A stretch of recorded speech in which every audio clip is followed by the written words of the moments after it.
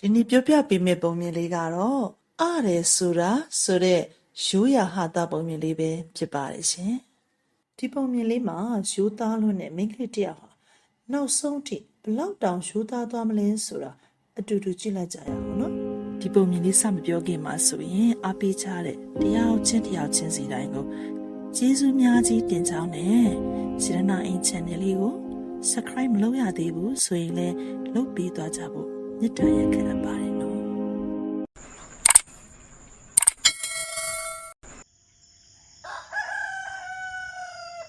တခါတော့ကရွာတူရွာမှာဈေးတဲ့အမေကြီးတယောက်ရှိတဲ့ကွယ်သူ့မှာသမီးနှစ်ယောက်ရှိတဲ့အဲ့ဒီသမီးနှစ်ယောက်မှာသမီးငယ်ကလဲလဲဝဲဝဲရှိတဲ့အပြင်လူမှုရေးကိစ္စတွေမှာလည်းတက်ကြွပါဝင်ဆောင်ရွက်တဲ့ကွယ်သမီးကြီးကတော့အားလဲအနာလဲနာလူမှုရေးတွေလည်းဘာမှနားမလည်ဘူးတဲ့ဈေးရောက်တဲ့အလုပ်ကိုတော့သူနားလေသလားကုညီပြီးရောင်းပေးတဲ့ရက်သေးရွာတဲ့ကိုသွားရင်လည်းသူတယောက်တည်းမသွားတတ်ဘူးတဲ့ညီမငယ်ကိုအမြဲတမ်းခေါ်သွားလေရှိတဲ့ကွယ်ပြီးတော့သူ့ညီမပြောစကားမှန်သမျှကို